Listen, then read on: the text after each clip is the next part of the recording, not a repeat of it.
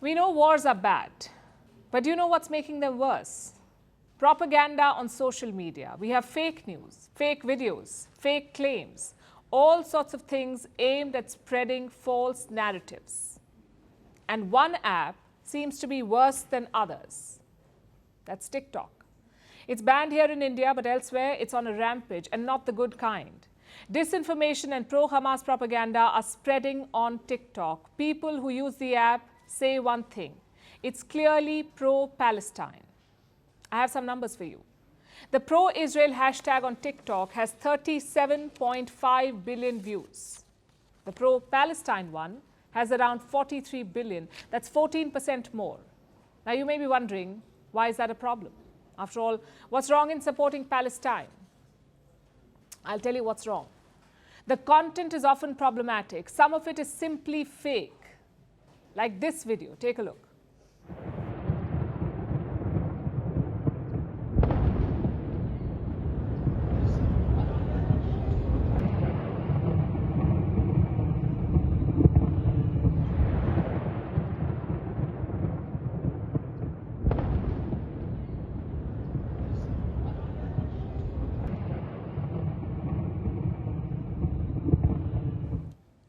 Looks scary, right?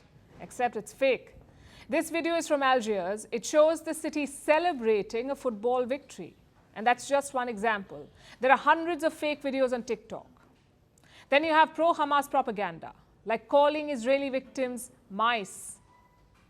All of this has real-world consequences. It could lead to a rise in anti-Semitism, which is why many American senators want to ban TikTok. They say it's spreading hatred. The European Union is also calling for a crackdown. Last month, they pulled up TikTok's CEO. They gave him 24 hours to respond to misinformation. So what is TikTok doing about all of this? The company says it has removed more than 770,000 videos, also shut down 14,000 live streams. They've also hired moderators who speak Arabic and Hebrew. But I'm afraid it's not enough. Around 1 billion people use TikTok every month. More than 30 million videos are posted every day. It's impossible to moderate all of it. So what is the solution? To identify why it's happening. And one reason is the algorithm. It is designed to plunge you deeper into echo chambers, into seeing what you want to see. Assume you have seen 4 or 5 pro-Hamas videos. Chances are your timeline will be flooded with them.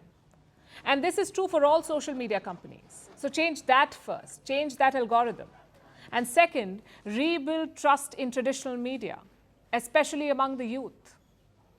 There is a perception that legacy media is biased, that it does not show the truth about Israel and Palestine. So where do young people go? On TikTok, where there is no fact-checking, no content moderation, and no editorial discretion. The West has finally realized that this is a problem, but India realized it long back. In 2020, the government of India banned TikTok. The reason was national security concerns. The US tried to ban it. Donald Trump issued an executive order to ban TikTok, but American courts overturned it. Now look where they are. Young Americans are falling for Hamas propaganda, and TikTok is one reason for it. Let me show you what a recent Harvard poll found. Around 83% Americans agree that Hamas killed 1,200 Israelis, that they shot, raped, and beheaded people. 83% Americans agree. Now look at the 18 to 24-year-olds. Among them, only 68% agree. What does that mean? 1 in 3 American youth do not believe that Hamas shot, raped, and beheaded people. They think it's fake news. Now, we can't be sure, but chances are social media influenced a lot of them, because around 70% of all American youth use TikTok. 16% of them use it all the time. Maybe they saw fake videos of attacks on Gaza or some pro-Hamas propaganda. Whatever the reason, this is the result. The West only has themselves to blame for this. Just look at all the red flags around TikTok. Developed in China, accused of propaganda, links to the Chinese regime. So pro-Hamas propaganda is not off-brand for TikTok. It's pretty much on point. Yet, Western governments did nothing. Most of them banned TikTok from government phones. But in hindsight, their focus was wrong. It should have been on teens and their phones.